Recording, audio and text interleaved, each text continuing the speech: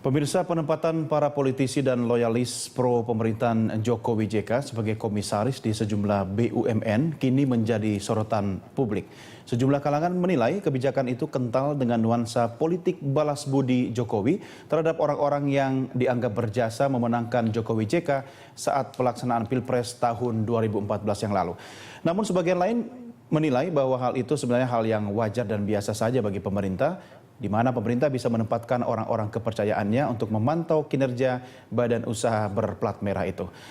Toh hal ini juga dilakukan oleh para penguasa sebelumnya, yaitu Presiden Susilo Bambang Yudhoyono atau Presiden Megawati Soekarno Putri.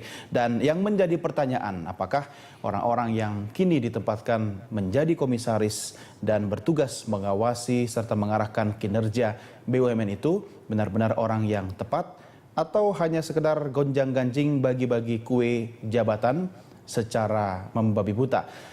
Lalu bagaimana nasib BUMN ke depan jika kebijakan seperti ini dipertahankan dari generasi ke generasi? Ya pemirsa, kita segera membahas persoalan ini bersama narasumber yang telah kami undang ke studio, yaitu pengamat kebijakan publik Zaim Saidi dan Ketua DPP PDI Perjuangan Andreas Pereira.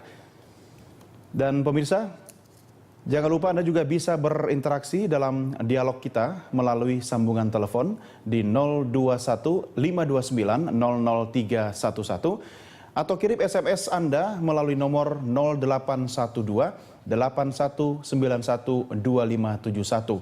Anda pengguna akun media sosial bisa mention kami di Twitter @berita1tv atau akun Facebook kami di Berita1TV. Baik, selamat malam Pak Andreas, Pak Zaim Saidi. Terima kasih bergabung bersama Prime Time Talk. Dan kita juga akan mengundang partisipasi pemirsa nanti untuk berdiskusi dengan kita. Pak Zaim Saidi, ini bagi-bagi jabatan atau the right man on the right place? Ya, pertama kita mesti paham dulu nature politik, ya kan? Nature politik adalah ya balas budi bagi mereka yang mendukung. Dan bahkan sebenarnya kalau kita lihat ya ini kan sudah langkah biasa. Dan memang bukan baru sekali ini kan? Bukan baru sekali ini, dan posisi komisaris di BUMN ini ya memang salah satu yang paling simple, karena kita tahu bahwa apalagi dalam konteks sekarang yang menguasai ini kan menterinya, menteri BUMN, dan kita tahu yang diangkat menjadi menteri BUMN hari ini adalah salah satu pemimpin relawan dan tim sukses pada waktu itu. Jadi saya rasa itu secara politically speaking ya itu sesuatu yang pasti terjadi, gitu. Nah, jadi saya rasa memang pertanyaan kedua ada soal right man on the right place itu. Nah, dan saya rasa kalau bicara soal balas budi pasti itu juga menjadi nomor 2, ya kan.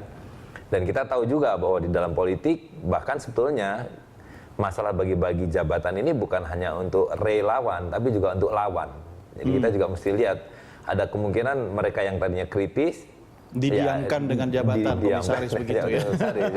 Jadi itu adalah teknik yang sangat lazim dalam politik gitu. Karena itu memang harus diawasi dan dicermati. Atau memang juga orang-orang yang kritis itu sebenarnya bukan mengkritisi sesuatu tapi mengincar jabatan itu kali ya. Iya, ada biar juga nanti didiamkan begitu. Betul. Ya. Jadi ada juga yang memang sengaja membuat suara ketika belum ada jabatan, ya kan. Begitu diberi jabatan ya kemudian tidak lagi bersuara kritis. Nah ini soal juga gitu loh. Tapi soal bagi-bagi jabatan Pak Andreas, apakah memang sudah dipatok sebelumnya setelah kabinet itu tersusun, kemudian nanti para relawan atau orang-orang yang pro mendukung pada saat Pilpres Jokowi JK kemarin untuk nanti ditempatkan di posisi-posisi tersebut?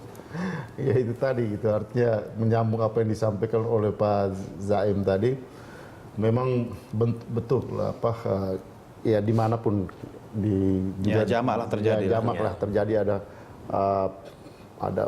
aspek balas budi di situ. Nah cuma memang hal yang harus diperhatikan juga adalah kompetensi gitu. Kompetensi dari mereka yang ditempatkan itu. Tapi kan nggak ada uji kompetensinya Pak untuk komisaris. Kan nanti ada ujian di OJK kalau tidak salah, itu akan menguji mereka. Gitu. Justru di sini akan teruji gitu kompetensi. Kita berharap bahwa OJK juga akan melakukan fit and proper test secara profesional gitu, karena ya bagaimanapun ya aspek balas budi oke saja gitu, tetapi kompetensi harus tetap menjadi pertimbangan, karena ya pemerintahan ini kalau kita mulai ketika kita bicara dulu soal kabinet, kita bicara soal bagaimana penempatan komposisi di kabinet ketika itu kan sangat kritis orang gitu melihat Pak Jokowi yang ketika itu masih presiden terpilih. Ya bicara soal proporsi antara partai politik, antara non partisan, kemudian siapa yang harus ditempatkan di mana sesuai dengan kompetensinya, dengan berbagai macam kriteria. Saya kira ya aspek ini pun harus diperhatikan gitu. Pilih menteri aja makan waktu lama, jangan Pak. sampai juga seperti tadi. Orang karena kritis kemudian untuk didiamkan dikasih jabatan gitu. Dikomisariskan gitu ya. Setelah itu tetap mau jadi pengamat, tetapi gaji dapat dari BUMN ini kan lucu juga. Ya, itu gitu. namanya numpang hidup, Pak. Saya kira itu numpang hidup dari jadi nanti lama-lama jadi ininya parasitnya negara. Benalu, gitu. ya. Tapi saya kira justru di situ persoalannya itu kan normatif sekali dan secara peraturan kan tidak ada fit and proper test untuk komisaris dan itu menurut saya justru OJK kan hanya untuk lembaga keuangan, keuangan, betul. iya, Itu bank dan seterusnya. betul, Tapi dan- kan BUMN banyak banget, Pak, ratusan, Iya, Pak. ada ratusan dan lubang besarnya justru di situ. Jadi kalau misalnya direksi secara peraturan kan dia harus fit and proper test. Betul. Kenapa komisaris tidak? Padahal kalau dilihat dari tanggung jawabnya sebenarnya hampir sama. Bahkan komisaris itu memegang policy. Dia bisa mengendalikan direksi. Dia punya veto ya. Punya veto, punya penentu policy dan sebagainya. Nah, disitulah menurut saya ini yang jadi lubang besar gitu loh. Sedangkan direksi yang dengan prosedur seleksi proper and fit proper test saja kita tahu juga banyak sekali unsur politisnya. Apalagi komisaris yang Tapi kalau direksi, sangat Pak, longgar. melalui fit and proper test dan layak, artinya sudah melalui proses. Betul, at least ada perkara dia prosesnya. kebetulan orang atau partisan dari partai politik atau pendukung Betul. Jokowi JK, tidak ada masalah kan? betul, Karena secara sudah melalui prosedur proses. paling tidak melalui proses itu. Iya, tapi bagaimana mengukur layak atau tidaknya seseorang yang tadinya dianggap sebagai relawan pro Jokowi misalnya, kemudian duduk sebagai komisaris dalam BUMN? Ya paling tepat adalah rekam jejak. Rekam jejak dia. Rekam jejak sebagai relawan. Iya, itu problem. Maksud saya rekam jejak dalam hal kompetensi, ya kan? Kompetensinya ada atau tidak, gitu. Jadi kalau tidak kompeten, menurut saya sangat berbahaya. Atau mungkin karena komisaris kan tidak operasional ya Pak ya. Jadi kan peran direksi kan lebih vital dalam day by day activity dalam BUMN itu. Kalau Saya komisaris tidak kan terlalu setuju juga gitu. Karena bagaimanapun dia dia merupakan representasi mewakili negara gitu. Duduk di suatu perusahaan milik negara gitu. Sehingga bagaimanapun kompetensi itu harus mempunyai sense of ya untuk mengawasi ya. Sense of watching atau Ya, sense dan justru non terhadap- partisannya menjadi sangat penting. Kalau dia justru membawa-bawa kepentingan politik secara partisan, Iya. dia akan tapi kalau non partisan Pak, apa konflik of untungnya interest. bagi partai politik pengusung atau penguasa? Saya kira justru dalam hal ini ya, saya sebagai seorang partisan dari partai politik, PDI Perjuangan sangat teliti juga gitu.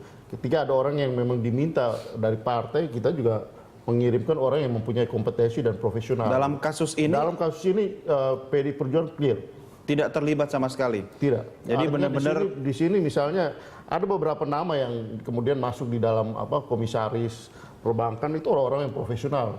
Misalnya Sony Kera, siapa sih yang Oh iya, itu tidak kita bisa tahu lihat bahwa- track recordnya. Atau Pataniari Sihan ya seorang doktor ilmu hukum dan memahami persoalan-persoalan yang menyangkut pengawasan dalam perbankan, dia memahami benar soal perundang-undangan.